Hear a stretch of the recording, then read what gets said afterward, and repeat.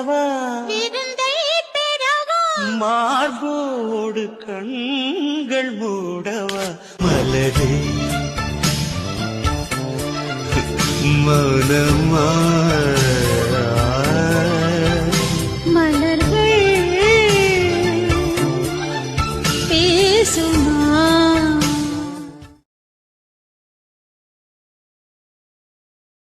ആദി എഴുന്നേൽക്കുന്നില്ലേ?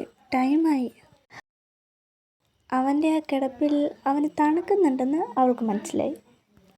അവൾ പതിയെ അവൻ്റെ തലയിലൊന്ന് തൊട്ടു. നല്ല ചൂടുണ്ടല്ലോ. അവൾ ആദ്യം AC ഓഫാക്കി അവനെ പുതപ്പിച്ചു. എന്നിട്ട് താഴേക്ക് ചെന്നൊരു കാപ്പി എടുത്ത് അവൻ്റെ അടുത്ത് വന്നു. ആദി, കണ്ണു തുറക്ക്, നിനക്ക് നല്ല പനിയുണ്ട്, നീ കാപ്പി കുടിച്ചോ. വാ, എഴുന്നേക്ക്. അവൾ ആ കാപ്പി അവന് കൊടുത്തു. അവളൊരു ചെറിയ തുണി നനച്ച് അവൻ്റെ നെറ്റിയിലിട്ട് കൊടുത്തു. ഗായത്രിയുടെ കൈക്ക് നല്ല ചൂടുണ്ടായിരുന്നു. അവൻ അവളുടെ കൈ നെഞ്ചോട് ചേർത്ത് വെച്ചു. കുറച്ച് കഴിഞ്ഞ് അവൾ താഴേക്ക് ഇറങ്ങി ചെന്നു. മോളെ, നീ ഇന്ന് ഹോസ്പിറ്റലിൽ പോകണില്ലേ? ഇല്ലമ്മ, ഞാനിന്ന് ലീവാ. എന്താ പറ്റിയേ? ആദിക്ക് ചെറിയ പനി, അപ്പം ഞാൻ പോവണ്ടെന്ന് വിചാരിച്ചു. അതെന്തായാലും നന്നായി. എന്നിട്ട് അവനെവിടെ? അവൻ എണീറ്റില്ല. കണ്ടോ, ഭർത്താവിന് വയ്യാതാവുമ്പോൾ സ്നേഹമുള്ള ഭാര്യമാരിങ്ങനെയാണ്. എനിക്ക് കുറച്ച് സ്നേഹം കുറവാ. അന്നേ ദിവസം അവനൊരു കുറവും വരാതെ അവൾ അവനെ കെയർ ചെയ്തു.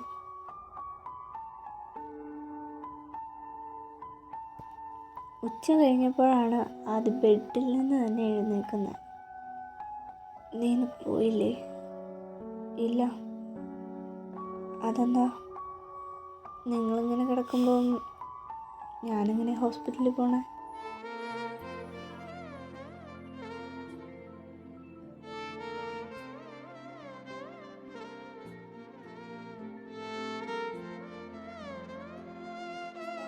എനിക്ക് കുഴപ്പമൊന്നുമില്ല.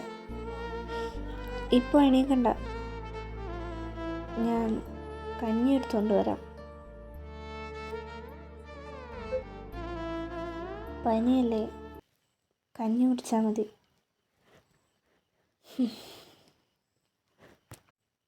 അമ്മയില്ലേ ഇവിടെ? താഴെയുണ്ട്. ആ കഞ്ഞി കുടിച്ച ശേഷം അവൾ കൊടുത്ത ടാബ്ലറ്റ്സും കഴിച്ച് അവൻ അവിടെ ഇരുന്നു. നിൽക്കുക, ഇനി ഇങ്ങനെ ലീവൊന്നും എടുക്കണ്ട. എന്നെ നോക്കാൻ അമ്മയ്ക്ക് ഇല്ലേ?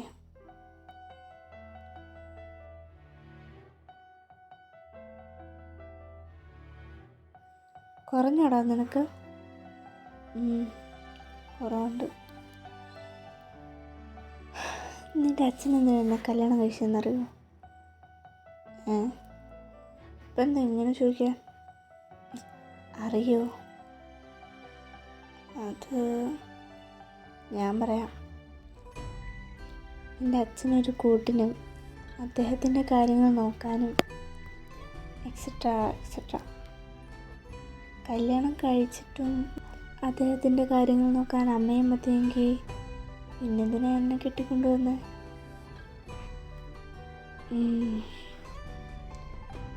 ഞാൻ പറഞ്ഞത് നിനക്ക് മനസ്സിലായെന്ന് എനിക്ക് തോന്നുന്നു. മനസ്സിലായി. അപ്പോൾ ശരി, നീ റെസ്റ്റ് എടുക്കുക.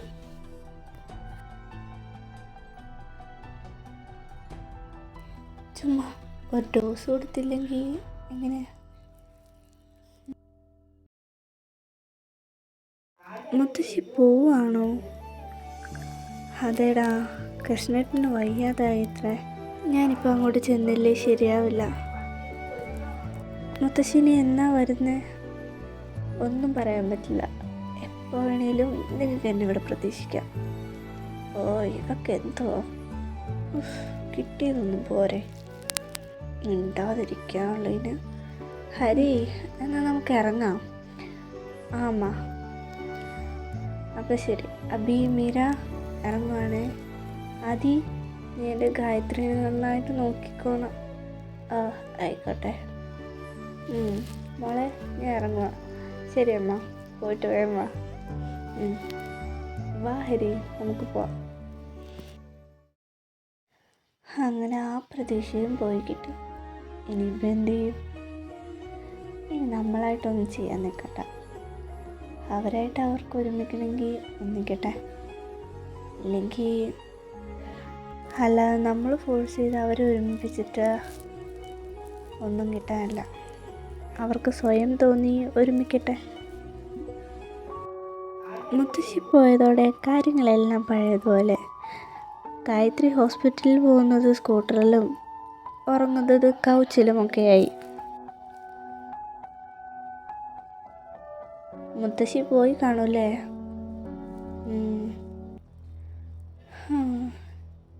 എന്നാ ഇനി അവനൊന്ന് നന്നാവണേ.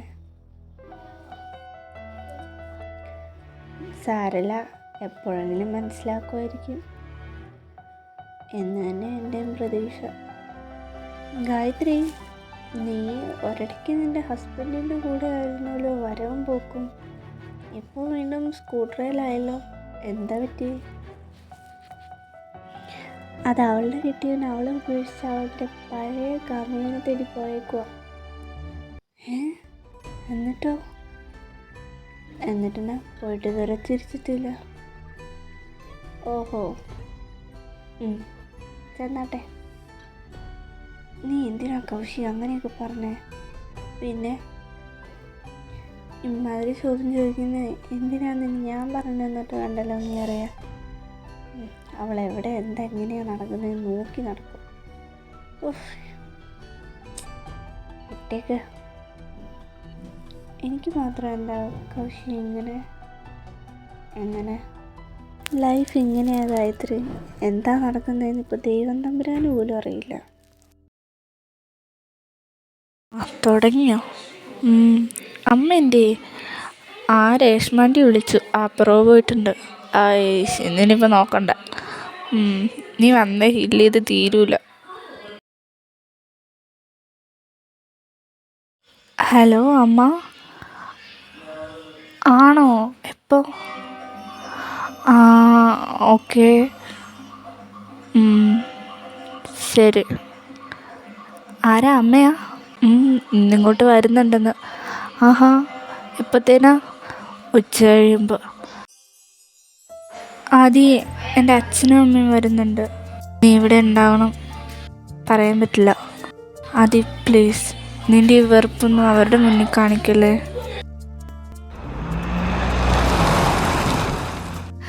ദേ അവരെത്തി. നിങ്ങൾ വരുമെന്ന് ഗായത്രി പറഞ്ഞിരുന്നു. ഞങ്ങളിവിടെ അടുത്ത് വരെ വന്നതാ. അപ്പോൾ പിന്നെ മോളെയും കൂടെ കണ്ടിട്ട് പോകാമെന്ന് വിചാരിച്ചു. അതെന്തായാലും നന്നായി. എൻ്റെ പിള്ളേർ വാ അകത്തുണ്ട്. അമ്മ, അച്ഛാ, മോളെ സുഖാണോ നിനക്ക്? അമ്മ. എന്തേ ആദ്യം എന്തേ? ഞാനിവിടെ ഉണ്ട്. ഏഴ് ദിവസം വന്നാൽ നിങ്ങളെ ആരെയും കാണാൻ പറ്റില്ല എന്ന് തോന്നി, അതുകൊണ്ടാണ് സൺഡേ തന്നെ വന്നത്. അതെന്തായാലും നന്നായി. Hi aunty, hi uncle, what's up? All good. You? എവിടെ മീര? അവൾ കിച്ചണിലുണ്ട്. എന്നാ നമുക്ക് അങ്ങോട്ടേക്ക് പോവാം. നമുക്ക് അങ്ങോട്ടേക്ക് ഇരിക്കാം. ആദി, തൻ്റെ ബിസിനസ്സൊക്കെ എങ്ങനെ പോകുന്നു? നന്നായിട്ട് പോകുന്നുണ്ട്. അങ്കിൾ പഴയ ബോക്സിങ് ചാമ്പ്യനാണെന്ന് ഗായത്രി പറഞ്ഞു. അതൊക്കെ വർഷങ്ങൾക്ക് മുന്നേ. ഞാനൊരു അങ്കിളിൻ്റെ വീട്ടിൽ വരും. കുറേ മെഡൽസ്, പ്രൈസസ് ഒക്കെ കിട്ടിയിട്ടുണ്ടെന്ന് പറഞ്ഞിട്ടുണ്ട്. എനിക്കതെല്ലാം കാണണം. നീ ഒരു ദിവസം അങ്ങോട്ട് പോരെ? ഞാനൊന്ന് ഫ്രീ ആകട്ടെ, നമുക്ക് പോവാം കേട്ടോ അച്ഛാ. നീ ഒന്നും അടങ്ങിയില്ലടാ, പോകാം. ഹലോ ആൻറ്റി, വന്നത് ഞാൻ അറിഞ്ഞായിരുന്നു, പക്ഷെ ഇവിടെ നിന്ന് മാറാൻ പറ്റിയില്ല. അതുകൊണ്ടല്ലേ ഞാൻ ഇങ്ങോട്ടേക്ക് വന്നേ. ഓ, എന്തുണ്ട് വിശേഷം? സുഖം, നിനക്കോ? അങ്ങനെയൊക്കെ പോണു.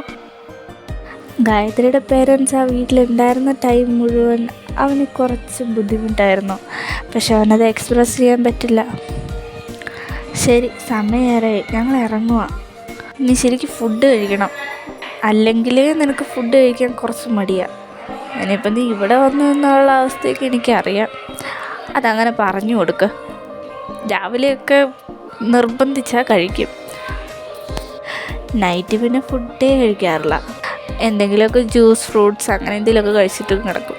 മര്യാദയ്ക്ക് ഫുഡ് കഴിക്കണം കേട്ടല്ലോ. ആ അമ്മ, എന്നാൽ ഞങ്ങൾ ഇറങ്ങുക. അമ്മ, ഞാൻ അവരൊന്ന് പറഞ്ഞു വിട്ടിട്ട് വരാവേ. ആ, ചെല്ല്. നിനക്ക് എന്തൊക്കെയോ വിഷമങ്ങളുള്ള പോലെ എനിക്ക് തോന്നുന്നു. അങ്ങനെയൊന്നുമില്ലല്ലോ. കുറേ നാൾ എൻ്റെ കൂടെ അല്ലായിരുന്നോ? എനിക്കങ്ങനെ തോന്നി, അതുകൊണ്ട് ചോദിച്ചതാ. പിന്നെ ആദിക്ക് എന്താ പറ്റിയേ? ആളത്ര ഓക്കെ അല്ലാത്ത പോലെ എനിക്ക് തോന്നി. നിങ്ങൾ തമ്മിൽ എന്തെങ്കിലും പ്രശ്നമുണ്ടോ? ഇല്ല. അങ്ങനെയൊന്നും ഇല്ലെങ്കിൽ നിനക്ക് നല്ലത്. അച്ഛനൊരു കാര്യം മുഖംമൂടി ഇല്ലാതെ പറയട്ടെ. എന്താ? നിനക്കിവിടെ പറ്റില്ലെങ്കിൽ നീ അങ്ങ് പോരെ. അവിടെ നിനക്കകത്ത് ഞങ്ങൾ രണ്ടുപേരും ഉണ്ടാവും. അച്ഛൻ എന്തീ പറയുന്നേ? എനിക്കങ്ങനെ ഇവിടെ പ്രശ്നങ്ങളൊന്നുമില്ല. ഞാൻ ഇവിടെ ഹാപ്പിയാണ്. അത് എനിക്കിവിടെ തോന്നണ്ടേ? ഓ, അച്ഛന് തോന്നിയതായിരിക്കും. എനിക്കിവിടെ കുഴപ്പമൊന്നുമില്ല. ഇനി എന്തെങ്കിലും കുഴപ്പമുണ്ടെങ്കിൽ ഞാൻ അങ്ങോട്ടേക്ക് വന്നേക്കാം. അത് മതി. ശരി, നിങ്ങൾ ചെല്ലും. ആദി, നിനക്കെൻ്റെ പേരൻസ് വരുമ്പോഴെങ്കിലും കുറച്ച് മാന്യമായിട്ട് സംസാരിച്ചൂടെ? ഞാനിപ്പോൾ എന്താ പറഞ്ഞത്? നീ എൻ്റെ അടുത്ത് സംസാരിക്കുന്ന പോലെ തന്നെ അവരുടെ അടുത്തും പെരുമാറുന്നത്. അതൊന്നും ഒഴിവാക്കിക്കൂടെ? നമ്മൾ തമ്മിലുള്ള ഈ ഒരു ഡിസ്റ്റൻസിനെ പറ്റി അവർക്കറിയില്ല. അവരെ അറിയിക്കാൻ ഞാനിട്ട് താല്പര്യപ്പെടുന്നുമില്ല. അപ്പം നീയായിട്ട് ഇങ്ങനെയൊക്കെ കാണിച്ചാൽ നിൻ്റെ അടുത്ത് ആരും ഇതൊക്കെ മറച്ചു വെക്കാൻ പറഞ്ഞേ? നീ എന്തീ പറയണേ? എനിക്ക് ഇങ്ങനെയൊക്കെ പറ്റത്തുള്ളൂ. അവരിവിടെ വന്നപ്പോൾ തൊട്ട് ഞാൻ ഇങ്ങനെ ശ്വാസം മുട്ടി നിൽക്കുക. ഇപ്പോഴാണ് ഒരു സമാധാനമായത്. ഓരോരോ ചോദ്യവും പറച്ചിലും ഒന്നും എനിക്കിഷ്ടപ്പെടുന്നില്ല. ഇതിനൊക്കെ ഞാൻ നിന്നോട് എന്താ പറയണ്ടേ? എനിക്കറിയില്ല. നാശം പിടിക്കാനായിട്ട്. എന്താ പറ്റിയേ? ടയറ് പഞ്ചറായി. ഇനിയിപ്പോൾ നീ ഇങ്ങനെ പോവും? എനിക്കറിയില്ല. ബസ്സിന് പോകേണ്ടി വരും. വാ, ഞാൻ ഡ്രോപ്പ് ചെയ്യാം. വേണ്ട, എങ്ങനെയെങ്കിലുമൊക്കെ പോവാം. നീ വരുന്നുണ്ടോ? ഓ, വരാം. അപ്പം ശരി, വിട്ടോ. നാളെ സ്കൂട്ടറിലൂടെ എത്തിച്ചേക്കാം. അപ്പം നീ കയറുന്നില്ലേ? അല്ലേ തന്നെ നിൻ്റെ കൂടെ ഞാൻ നടക്കുന്നതിന് നിൻ്റെ ഹസ്ബൻഡിന് നല്ല അഭിപ്രായമാണ് എന്നയാൾ നിൻ്റെ അടുത്ത് പറഞ്ഞോ? നമുക്കിതൊക്കെ കണ്ടറിയില്ലേ? നീ വാ. ഇല്ല, പിന്നെ ഒരു ദിവസം ആവാം. അല്ലെങ്കിലും എന്നെന്താ ഇയാൾ നേരത്തെ? ഗായത്രി, നീ എന്താ ലേറ്റായേ? അത് എൻ്റെ വണ്ടി പഞ്ചറായി. അപ്പോൾ അതാ. ശരി, നീ റൂമിലേക്ക് ചെല്ല്. അല്ല, ഇതെന്താ ഇവിടെ? നീ അറിഞ്ഞില്ലേ? ഇല്ല. ആദ്യം അബിയും ലണ്ടനിലേക്ക് പോവാ. എന്തിന്? അത് കമ്പനി വക എന്തോ ഒരു ഡീല് സംസാരിക്കാനാ. ഇത് നിൻ്റെ അടുത്ത് ആദ്യം പറഞ്ഞില്ലേ? ഇല്ല. ഒരു 3-4 ദിവസം മുന്നേ തീരുമാനിച്ചതാ. ഞാൻ വിചാരിച്ചു നീ അറിഞ്ഞിട്ടുണ്ടാവുമെന്ന്. അതുകൊണ്ടാണ് ഞാൻ നിൻ്റെ അടുത്തൊന്നും സൂചിപ്പിക്കാതിരുന്നത്.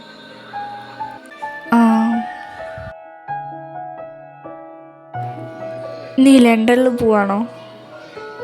ആദ്യം ഞാൻ നിൻ്റെ അടുത്താണ് ചോദിച്ചേ. അതെ. എന്തുകൊണ്ട് നീ ഇതെൻ്റെ അടുത്ത് പറഞ്ഞില്ല? നിൻ്റെ ലൈഫിൽ ഒരു ഇമ്പോർട്ടൻ്റ് തിങ് നടക്കുമ്പോൾ മൂന്നാമതൊരാൾ പറഞ്ഞിട്ട് വേണോ ഞാനതറിയാൻ? അപ്പം നീ എനിക്ക് എത്രത്തോളം വാല്യൂ തരുന്നുണ്ട്. നീ ഇപ്പം എന്തിനാ ഇങ്ങനെ കിടന്ന് ചാടുന്നേ? ഇതിപ്പോൾ പുതിയ കാര്യമൊന്നുമല്ലല്ലോ. അല്ല, അതുകൊണ്ടാ പറയുന്നേ. എത്ര നാളായി ഞാൻ ഇങ്ങനെ കല്യാണം കഴിഞ്ഞിട്ട് നീ എൻ്റെ അടുത്ത് ഇന്നേ വരെ എന്തെങ്കിലും മര്യാദയ്ക്ക് സംസാരിച്ചിട്ടുണ്ടോ? എനിക്ക് മടുത്തു ഈ ലൈഫ്. മടുത്തെങ്കിൽ നിനക്ക് പൊക്കൂടെ? ഞാൻ പറഞ്ഞോ എൻ്റെ ലൈഫിൽ ഇങ്ങനെ നിൽക്കാൻ? യു നോ വൺ തിങ്, എൻ്റെ ലൈഫിൽ നിനക്ക് ഒരു പ്രയോറിറ്റി ഞാൻ ഇതുവരെ തന്നിട്ടില്ല.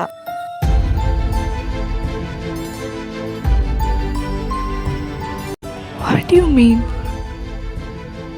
ഇത്രയും കാലം ഞാൻ വിചാരിച്ചുകൊണ്ടിരുന്നത് തൻ്റെ പ്രണയം നഷ്ടപ്പെട്ടതിൻ്റെ വേദനയിൽ താൻ ഇപ്പോഴും നടക്കുന്നതെന്ന്. എൻ്റെ അടുത്ത് ഇത്രയും വെറുപ്പും വിദ്വേഷവും ഉണ്ടെന്ന് ഞാൻ എക്സ്പെക്റ്റ് ചെയ്തേയില്ല. പണ്ട് ഗായത്രിയുടെ മുഖം ഒന്ന് വാടുമ്പോഴേക്കും ഓടിയെത്തുമായിരുന്നു ആദി സമാധാനിപ്പിക്കാൻ. താൻ ഇന്ന് മാറും നാളെ മാറുമെന്നും വിചാരിച്ച് കാത്തിരുന്ന ഞാൻ മണ്ടി. മതിയായി, എനിക്കിനി പറ്റില്ല. തൻ്റെ ലൈഫിൽ നിന്ന് ഞാൻ ഒഴിഞ്ഞു തന്നേക്കാം. താൻ ലണ്ടൻ പോയിട്ട് വരുമ്പോഴേക്കും നമ്മൾ തമ്മിലൊരു ഡിവോഴ്സ് നടക്കും.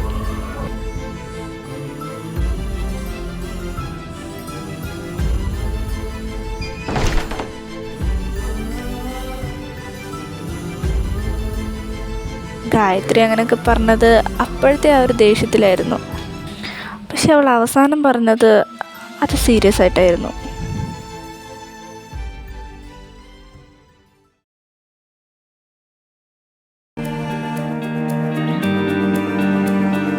நீ இல்லை என்றால் எனக்கென யாரும் இல்லையே, ஏன் இதை செய்தாய், துணை என யாருமே இல்லையே.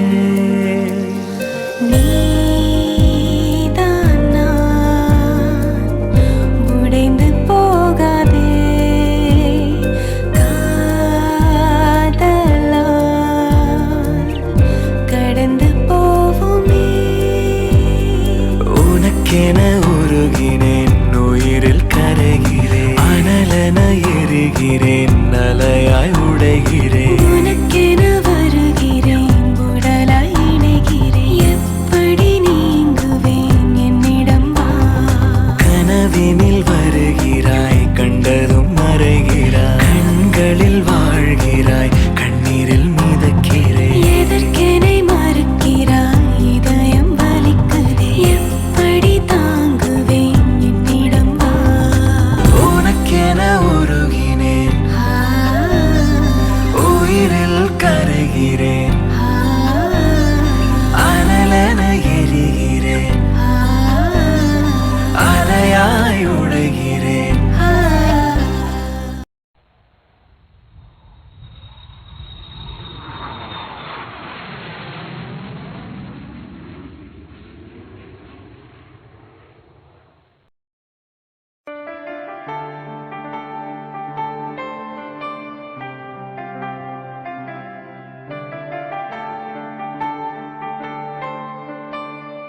ലണ്ടനിലെത്തി 3-ാം ദിവസമായിരുന്നു മീറ്റിംഗ് കാര്യങ്ങളെല്ലാം. മീറ്റിംഗ് കഴിഞ്ഞ പ്രോജക്റ്റ് അവർക്ക് തന്നെ കിട്ടുകയും ചെയ്തു.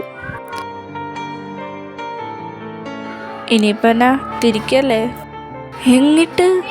അതെ, ഭാര്യമാരില്ലാതെ ഒറ്റയ്ക്ക് ഇങ്ങനെയൊക്കെ വരാൻ പറ്റുന്നത് ഒരു വലിയ ഭാഗ്യം തന്നെയാണ്. ഇത് നമ്മൾ കുറച്ച് എൻജോയ് ചെയ്യണം. അപ്പോൾ അതുവരെ ലണ്ടൻ ഇത്ര വിരിഞ്ഞ് വിസ്താരമായിട്ട് കിടക്കുമ്പോൾ നമ്മളിതൊന്നും കാണാതെ നേരെ അങ്ങോട്ടേക്ക് ചെന്നിട്ട് എന്തോ തിനാ?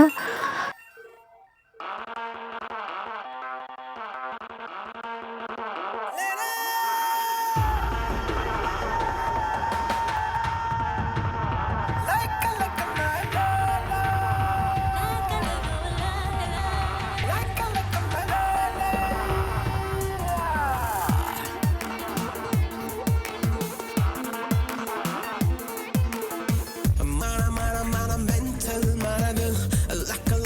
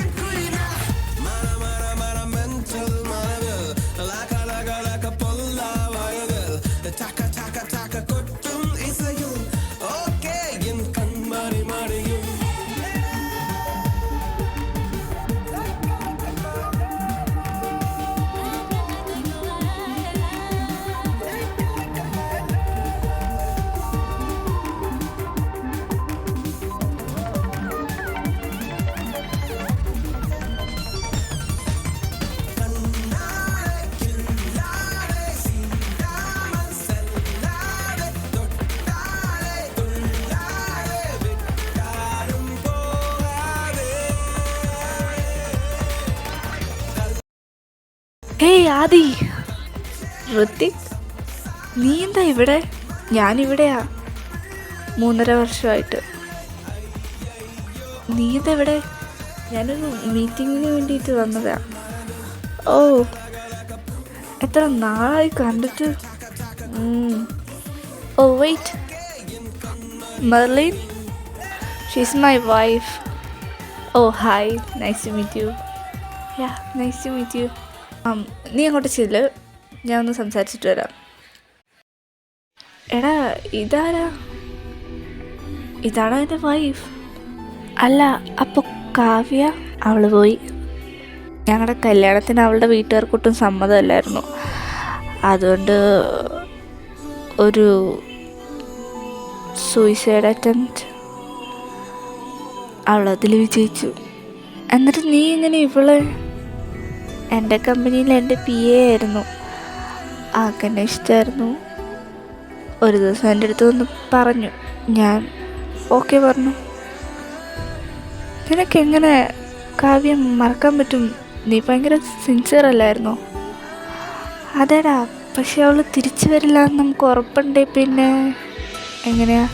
നമ്മളെ സ്നേഹിക്കുന്നവർ നമ്മുടെ കൂടെ ഉണ്ടെങ്കിലേ നമ്മൾ കുറച്ചും കൂടി ഹാപ്പി ആയിട്ടിരിക്കും. ആളെനിക്ക് പെർഫെക്റ്റാ. പോയതിനെ ഓർത്ത് വിഷമിച്ചിരുന്നിട്ട് ഒരു കാര്യമില്ല. കൂടെയുള്ളതിനെ ചേർത്ത് പിടിക്കണം. അത് ഞാൻ ചെയ്തു. Now I am happy.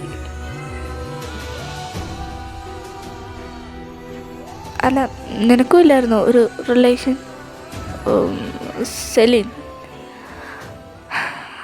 അതും പോയി. എന്താ പറ്റിയേ? അവളുടെ വീട്ടുകാർ അവളെ വേറെ കെട്ടിച്ചു. ഓ, ഫോഴ്സ്ഡ് മാരേജ്. എന്നിട്ട് നീ ഇപ്പോൾ വേറെ കല്യാണം കഴിച്ചു. പക്ഷേ ഒത്തുപോകുന്നില്ല. ആദ്യം നടന്നതെല്ലാം ചുരുക്കി പറഞ്ഞു. അവരുടെ കല്യാണം മുതൽ ഇപ്പോൾ വരെ. എടാ, നീ പറഞ്ഞു വെച്ച് നോക്കുമ്പോൾ ആ കൊച്ചൊരു പാവ. നീ എന്തിനാ അവളിങ്ങനെ? എനിക്ക് പറ്റണില്ല സെലിൻ. അവളൊന്നും പോണില്ല. എടാ, അവളിപ്പം വേറെ കല്യാണമൊക്കെ കഴിച്ച് 2 പിള്ളേരൊക്കെ ആയിട്ട് ഹാപ്പി ആയിട്ട് പോകുന്നുണ്ടായിരിക്കും. നീ ഇവിടെ അവളെ മനസ്സിൽ വിചാരിച്ച് നിൻ്റെ ലൈഫും തൊലച്ച് കൂടെയുള്ള ആൾക്കാരെയും വേദനിപ്പിച്ച് നീ സെലിനെ ആലോചിക്കുന്ന സമയത്ത് ഗായത്രീനെ ആലോചിക്കുക. അവളുടെ ഓരോ പോസിറ്റീവ് നെഗറ്റീവായിട്ടുള്ള കാര്യങ്ങൾ നീ ഒന്ന് അക്സെപ്റ്റ് ചെയ്യുക. നിൻ്റെ ലൈഫ് നിനക്ക് അച്ചീവ് ചെയ്യാൻ പറ്റും.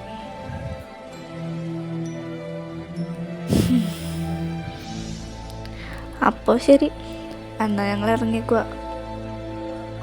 Okay, by. ഋത്തിക് പറഞ്ഞ ഓരോ വാക്കുകളും അവനെ അലട്ടി. അന്നത്തെ ദിവസം രാത്രി അവൻ ഗായത്രിയെ പറ്റി തന്നെയാണ് ആലോചിച്ചത്. പക്ഷേ അവൾ അവസാനം പറഞ്ഞ ആ വാക്കുകൾ അതും അവൻ ആലോചിച്ചു. ഞാനിങ്ങനെ നടക്കണമെന്നില്ല. സോറി. ഇതൊക്കെ കണ്ടിട്ട് ഒന്നും തോന്നരുത്. മുത്തശ്ശിയുടെ നിർബന്ധപ്രകാരം മാത്രമാണ്. എനിക്കറിയാം. അല്ലാതെ നിങ്ങൾക്ക് എന്നോട് ഫീലിങ്സ് ഒന്നും തോന്നാൻ പോയില്ല എന്ന് എനിക്കറിയാം. പക്ഷേ എനിക്ക് തന്നെ ഇഷ്ടമായിരുന്നു. അതുകൊണ്ട് തന്നെയാണ് ഞാൻ അധികം കല്യാണത്തിന് പിന്മാറാത്തിരുന്നത്. എനിക്ക് ഹോപ്പ് ഉണ്ടായിരുന്നു. നിങ്ങളിങ്ങനെ കിടക്കുമ്പം ഞാനിങ്ങനെ ഹോസ്പിറ്റലിൽ പോകണേ. ഇനി ഇങ്ങനെ ലീവൊന്നും എടുക്കണ്ട. എന്നെ നോക്കാൻ അമ്മയ്ക്കില്ലേ? എനിക്കിങ്ങനെയൊക്കെ പറ്റത്തുള്ളൂ. അവരിവിടെ വന്നപ്പോൾ തൊട്ട് ഞാൻ ഇങ്ങനെ ശ്വാസം മുട്ടി നിൽക്കുക. ഇപ്പോഴും അവർ സമാധാനമായത്. ഓരോരോ ചോദ്യവും പറച്ചിലും ഒന്നും എനിക്ക് ഇഷ്ടപ്പെടുന്നില്ല. മടുത്തേക്ക് നിനക്ക് പൊക്കുവേ. ഞാൻ പറഞ്ഞോ എൻ്റെ ലൈഫിൽ ഇങ്ങനെ നിൽക്കാൻ? യു നോ വൺ തിങ്, എൻ്റെ ലൈഫിൽ നിനക്ക് ഒരു പ്രയോറിറ്റി ഞാൻ ഇതുവരെ തന്നിട്ടില്ല. എൻ്റെ അടുത്ത് ഇത്രയും വെറുപ്പും വിദ്വേഷം ഉണ്ടെന്ന് ഞാൻ എക്സ്പെക്ട് ചെയ്തേയില്ല. പണ്ട് ഗായത്രിയുടെ മുഖം ഒന്ന് വാടുമ്പോഴേക്കും ഓടിയെത്തുമായിരുന്നു ആദ്യം സമാധാനിപ്പിക്കാൻ. തൻ്റെ ലൈഫിൽ നിന്ന് ഞാൻ ഒഴിഞ്ഞു തന്നേക്കാം.